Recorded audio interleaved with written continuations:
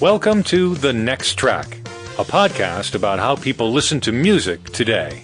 I'm Doug Adams. And I'm Kirk McElhearn. Hello, and thank you for being with us today, everybody. It's great to see your comments on the episode pages at thenexttrack.com. Thanks for participating. You can also use the contacts page there to get in touch with us directly, or use Twitter. Follow us at NextTrackCast. Well, what do you know? This is episode number 100 of The Next Track. This is a big day, Doug. Cue the big day music. And you know what? I'll be honest with you. If you had said when we first started doing this podcast that we'd actually reach 100, I'd have probably laughed. I said, yeah, we'll probably get about 30 and then feel like knocking off. But now that we've reached 100, now my argument is, yeah, but 100 is really just kind of an arbitrary number. It doesn't really mean anything. It's like, you know, I know people attach meaning to it, but it's really just mystical meaning, and it doesn't really mean anything. It's just a number. But of course, when we get to our 2-year anniversary, I'll say the same thing about that. Well, 2-year, it's date. It's an arbitrary man-made number. It doesn't really have any meaning to it, and it's just magical. But actually, the more I think about it, I guess it is pretty exciting that we've got 100 episodes or 99 episodes under our belt. And we'll see how this one goes. Well, our 2-year anniversary is in 1 month. Right. Because 52. Right. But it is an arbitrary number. But don't forget that we use 100 as a round number because we have 10 fingers and thumbs. And it's 10 times 10. And we're not going to go into the origin of mathematics in Sumerian goat-keeping culture. Okay, if you say so. But we're going to talk about music. What we wanted to do today is look back at how we listen to music today and how that's changed over these past 100 episodes or 2 years. And I think it's changed a lot for both of us, hasn't it? Well, I know for a fact that the major change in my life is the streaming. That's what's been going on while we've been doing these podcasts and while we've been discussing. And I think a lot of our episodes kind of talk about the changes that are incurred when you've gone from your physical media into a streaming situation. And for sure, both of us are now listening to streaming more than we did when we first started doing the podcast. It's worth pointing out that since we're both Apple ecosystem people, we never really hooked into Spotify, though you did use Pandora quite a bit. Yeah. Apple Music was released in June 2015, so it's just under 3 years that it's been around. In the early months, I was trying it out because I write about this stuff, and I was using it a bit, and I wasn't using it that much. But like you, I've moved into streaming, and I've greatly curtailed the amount of money I spend on physical music. I almost rarely download. If I'm going to buy something, I'll buy the CD. I don't see a lot of interest in buying downloads when I can almost always get the same music streamed. You mentioned Pandora. I used to listen to Pandora a lot, but I've canceled my subscription. And if I use it at all lately, I'll use the free ad-supported version. So that's a change for me. But as far as downloads, statistics bear that out. There's been an article and some stats floating around recently that said CDs and vinyl are now ahead of digital downloads. But that's not because CD and vinyl has increased. It's because the digital downloads are experiencing declines in double-digit percentages. So people are downloading fewer and fewer files. I don't think it's going to go away. I think as long as the record labels continue to make a buck on file downloads, they'll be available somewhere. If not iTunes, then Amazon and other places. There are plenty of places to buy music files on the internet. But anyway, we have made that transition from physical media to more streaming. And I know in the early days, I was not a big fan of subscription or streaming services. My big objection and our big objection with Spotify is the interface. We just can't get past it. Yeah. But using something that we're comfortable with, like iTunes, made the transition a little bit easier. It's a lot easier to stream music on iTunes, for me anyway, than it is to stream on Spotify. Even so, the transition seemed to go fairly simply. Yeah, I find myself, there are times when I'm writing an article, and I want to listen to some music. I like to listen to music when I write.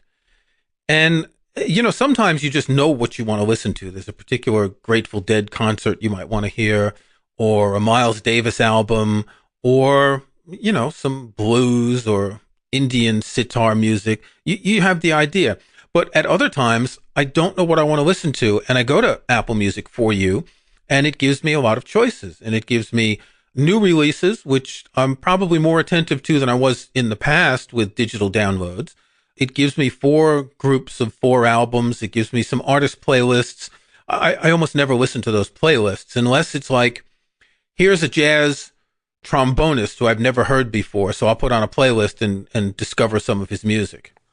I think part of the problem that a lot of music nerds like us have with Apple Music, though, is that it sort of caters to the lowest common denominator music listener, just like radio does to a certain extent. Playlists are the big thing, and activity music is the big thing, and I don't listen to those. That's not the way I consume music. I consume music via album. Individual tracks and playlists that are great background wallpaper music may be fine for some people, but that seems to be the way that that Apple Music and Spotify are gaining momentum, because people enjoy these playlists that are made by other people, that are shared by other people, and that are manufactured for Spotify. So if the playlist is the thing, I guess I'm not attuned to that. No, I'm looking right now. We're recording this on Monday, so I see the Monday's album section when I scroll down a bit. And for example, From Our Jazz Editor gives me 4 albums by Art Pepper, Thelonious Monk, Alice Coltrane, and John Schofield.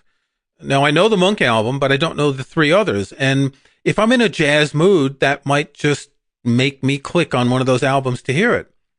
And then in the tailored for your taste, I get a record by Jorma Kaukonen, Grateful Dead, Mississippi John Hurt, and Jerry Garcia. So this is knowing what's in my library and being a lot more specific to the quantity of Grateful Dead and blues music I have. But I rarely play playlists like Classical Concentration or Classical Chill or Classical Essentials. Why are they giving me all of that today? So they don't have your favorite playlist, classical music for elevators? That's still not being made No, I available? haven't seen that in a while, but I'm sure that'll come up to the top again. Actually, out of 6 playlists, 4 are classical. The 3 I mentioned are Beethoven, the revolutionary of the piano. 1 is Bebop Essentials, and the other one is Sleep Sounds to find deepest calm with these ambient beats and tranquil electronic tracks. That's nice. So do you find that these playlists are being recommended because you listen to this music or because you actively dislike things? I don't tend to love and dislike a lot. What I will dislike is when I get new releases that are things that I really don't like rap music, and they keep pushing rap music sometimes. I will love certain albums as a way of kind of bookmarking them, and in particular, we've talked about ECM records and their jazz albums, and when I see a new ECM record, I listen to it, and if I like it, I love it, because I can't always remember either who the musicians are or what the music is like. And in my next track selection from last week, I mentioned that there was a record that I wanted to listen to again because I didn't remember what the music was like. And it was very nice, and it was a kind of mellow ambient jazz, but I didn't remember it well enough. So I will love albums for that, and I'll add them to my library, and that way I can look back and think, okay, well, I listened to this, but I don't remember it. One of the things I don't like doing is having to add stuff to my library in order to remember to listen to it, because then it stays in my library. Yes. And not to be a stickler about it, but I don't want a lot of extra effluvia in my library. Yeah, that's one of the downsides of this. There's no other way to bookmark something. You either add it to your library or you don't. If you love it, you can only find it in your library with a smart playlist if it's in the library. You can't get a list of all the tracks and albums you've loved in Apple Music, but not added to your library. And that's a little bit of a problem. You can't just hear something, say, I really like that. I'm going to just tap or click, and then I can go back to it, because you can't go back to it. The thing that I think we're finding about playlists, and maybe the reason that I don't like them, is that they seem to be just, when you come from music the way we do, and that is listening to albums and listening critically, you're less interested in arbitrary music being played, one after the other. For instance, maybe that's why I don't listen to radio that much anymore, because it ceased to become surprising. It just became just familiar. And I guess I abhor a familiarity with the music. I want to be surprised every so often. And I don't get that so much from playlists as I would I'm mixing my own music maybe, or listening to a decent internet radio station, for example. But I find I don't get the surprise, the adventurous cheapness in these manufactured playlists. Yeah, in episode 90, we had journalist Liz Pelly, who was talking about streaming music and playlists, and she was explaining how playlists are big business because so many people do depend on playlists that if an artist gets a song in a popular playlist, they're more likely to get noticed. That sort of drives the quality of the playlist down. It's watered down with a lot of popular stuff, and less adventurous music will be in a playlist if the goal of the playlist is to reach as many people as possible. Exactly. And there are so many playlists that it's hard to have niche playlists. I mean, again, on artist spotlight playlists, which is what you get in For You, these are playlists that tend to focus on, in my case, artists that might be obscure. And in some ways they're interesting, but they're a little more than a best of list. And this week I have some obscure artists, Cabaret Voltaire, The Associates, Gil Evans on the session. Okay, he was an arranger. He wasn't that obscure, but Cabaret Voltaire and The Associates, most people listening to this have never heard of. Well, that's pretty lucky because I see a lot of the same things recommended over and over again rather than stuff that's just 2 degrees sideways of that, you know? Well, it's because I play music by some of these bands, and I guess there's just an algorithm that bounces these playlists up to the top every now and then, depending on what I listen to. Yeah. But again, I rarely listen to the artist playlist unless it's a very specific artist that I'm interested in. So there's this playlist, Bebop Essentials, and I think I've actually listened to this several times. It's 5.5 hours, and I like bebop jazz, and I know some of the musicians, but I don't know Clyde Hart. I don't know much music by Bud Powell. I never heard of Fats Navarro, Alan Eager. I've heard some Charlie Parker, and obviously Miles Davis and Coleman Hawkins, but sometimes I'll listen to a playlist like this that's like a subgenre or an era, because it'll be a way for me to discover some of the music. Yeah. But I'm much less likely to just take a random, music for elevators or music for barbecues playlist. Yeah, I think I guess there are some playlists where they try to go a little deeper. I don't see those as much, like I said, as far as discovery goes. I guess it helps a little bit. I mostly find myself just listening to an artist and then dropping down to the bottom of the page and going, you might like these. You get sort of that feel in the new music and favorites and chills playlist too. But like I said, I don't listen to the prepared playlist so much. I used to subscribe to them hoping that they would be updated and changed frequently, but a lot of them aren't. I never listen to the new music mix because it's full of things that I've never heard of, artists I've never heard of, music that I don't care for. I don't know how they calculate it. I do occasionally listen to the chill mix because that is more often music that's in my library or music that I've liked. And it is, chill isn't always the right word for all of the tracks, but it is more down tempo than some of the other playlists. One of the other elements that I sort of go back and forth checking out in Apple Music is friends are listening to.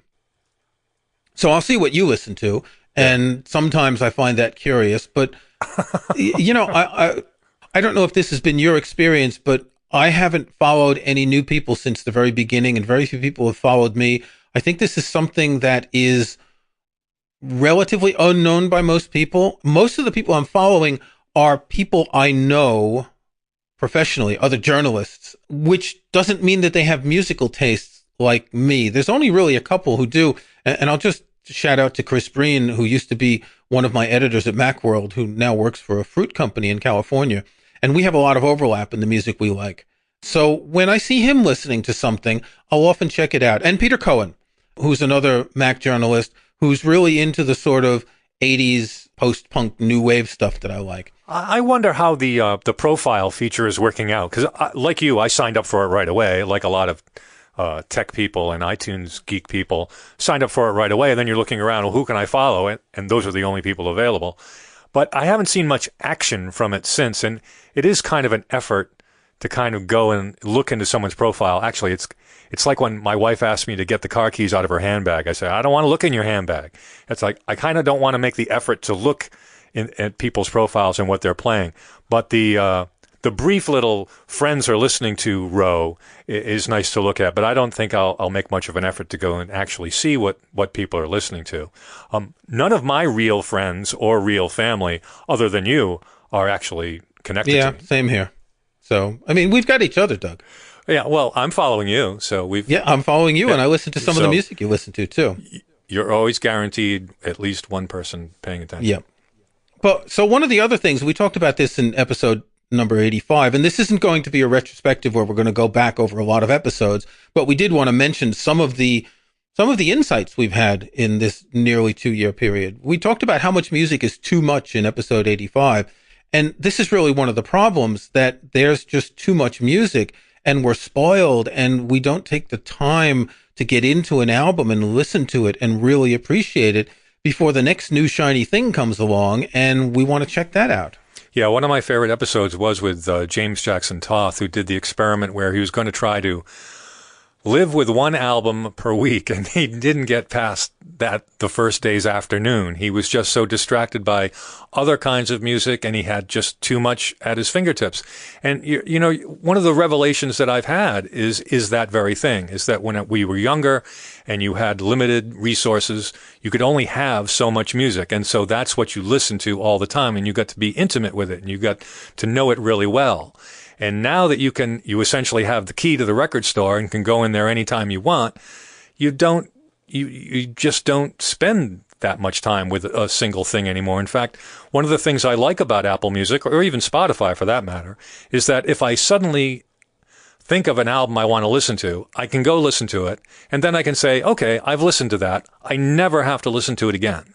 And I don't need to own it. But again, I think that's because of the way I am about music. I'm curious about lots of different kinds of music. Most people aren't. Most people are just perfectly happy listening to whatever streams at them. But because we like to look for things, I think that's the effect that it has on me. Particularly across genres, we're more interested in a variety of music, even though neither of us really cares for hip hop or rap. You're not a big jazz fan. There are certain types of music that we don't get, but we do have a sort of broader genre awareness than, I would say, the average music listener. Yes, yeah. Yeah, and we listen critically, too. It's not just casual listening. We do listen critically. We sit down and intentionally listen to something. Right. While sometimes it's background music, but sometimes it's listening for the sake of listening. So one thing we've talked about over and over is the whole business model of streaming music and how that's changing. And just today, I came across a very interesting example. I'm going to mention quickly what my next track is for this week, because when I looked this up is when I found something interesting. It's a piece of music by Max Richter called Sleep. It's about 8 hours and 20 minutes long. And what's interesting is that when this was released, I think it was about 3 years ago, it was only sold by digital download. It was 31 tracks.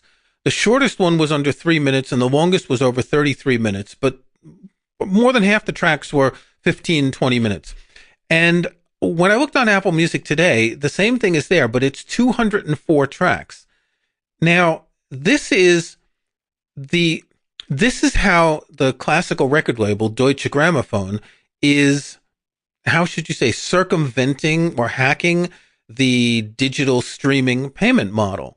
Because no matter how long a piece of music is, it gets paid the same amount for a stream. So if they were to release this one track, this 1 8-hour track, they would receive the same amount as any 2.5-minute Ramones song would. As any Beatles song, exactly. So they did release it in 31 tracks, which kind of makes sense because the music moves through a number of motives that return, and it's a sort of, I'll talk about the music more at the end of the show, but the 31 track split does make sense. And in episode 69, we talked to Brandt, who runs Mode Records. This is a small classical record label that he founded initially to release the music of John Cage. And he was talking about this. He's got some pieces that are 1 hour long, a single piece on a CD. And the unfairness of the fact that he would get paid the same amount as a Taylor Swift or a Britney Spears song. But isn't this a problem that recorded classical music has faced forever? It's just its longer format can't be contained on the medium used to distribute it, whether it's 78 albums or CDs and now streaming. Is it right to divide up a work into movements, or is it all one thing? No, movements are scored with beginnings and ends. There are some exceptions where the last two movements of Beethoven's Ninth Symphony sort of segue into each other, and there are some Mahler symphonies that do that as well. But for the most part, the standard symphony is 4 movements, and they've got a beginning and an end. And when you look at a score, you can see it. So it's, in most cases, then, it's justifiable because a work has movements, and each of those things should be a individual track. Right. And that's how it should be paid. Exactly. Right? But the problem is that track that's 10 or 20 minutes, or say in the final movement of Mahler's Third Symphony, 30 minutes long, gets paid the same amount as, you said, a Ramones song, which is just basically one verse and a chorus. But remember, second verse, same as the first. You made an interesting comment in our pre-show discussion. I might have, yeah. You said we're still trying to fit this analog thing into this digital thing. Yeah, that's the Cliff Notes version of my my thoughts on the analog-digital paradigm clash. Skeuomorphism occasionally will fall into the uncanny valley, and so many times our analog music experience does not fit into the digital experience. You get that uncanny valley. It's been a bumpy ride going from analog to digital. It has. And I think this is the case every time a technology changes, that the only way you can apply a model to it, whether it be a business model or a browsing model, in the sense that the way people are accessing this music, or the way people would access books in a library, it's still based on an old-fashioned model, maybe not the Dewey Decimal System. It's not surprising because this is a huge transition, but we've been transitioning like this for 15 years, since the early iTunes Store and other digital download purveyors. I think what's changing now is that we have this revenue model that's changed. The iTunes Store was trying to sell albums rather than songs, even though it sold a lot of songs. And tracks that were longer than 10 minutes, this is still the case. If a track is longer than 10 minutes, it's an album-only track. So that's a way of compensating classical and jazz records where the tracks are very long. But now that we go into streaming, it's sort of subverting that model that had a lock on the way certain tracks were sold. A record label can decide to not allow certain tracks to be streamed, and I do run across some of these. In fact, I believe there's a None Such record of contemporary string quartets, and one of the pieces is 45 minutes long, and it's not available to stream. Now, maybe None Such needs to learn that they can cut this into, 10 tracks and allow people to stream it. This analog to digital problem isn't just with, the business models. It's also with people's attitudes. I think there's a generation of music listeners who grew up thinking of music is consumed via album. So if you liked a song, you had to buy the album. I think some people, even with their iTunes collections, they try to make a digital representation of what an analog library looks like. So there's even still a mindset that, no, music is on an album. It's not individual tracks. Even iTunes, and I try to explain this to people, there's no such thing as an album in iTunes. It's individual tracks. An album is an algorithm, but there's no physical album in iTunes, and a lot of people have trouble with that. And I think it's a general sense of growing up with the album as the thing, and now it's been disintegrated and unbundled into just music fodder, for playlists. As we've said before many times, iTunes is just a database. It doesn't recognize anything like that. We're putting our own categories in order to assemble things. But be it iTunes or another music player or an iOS app or a streaming service, it's just a bunch of songs or tracks. I prefer using the term tracks very often because that's more inclusive. Songs are generally pop, tracks include classical and jazz and Indian ragas and all that.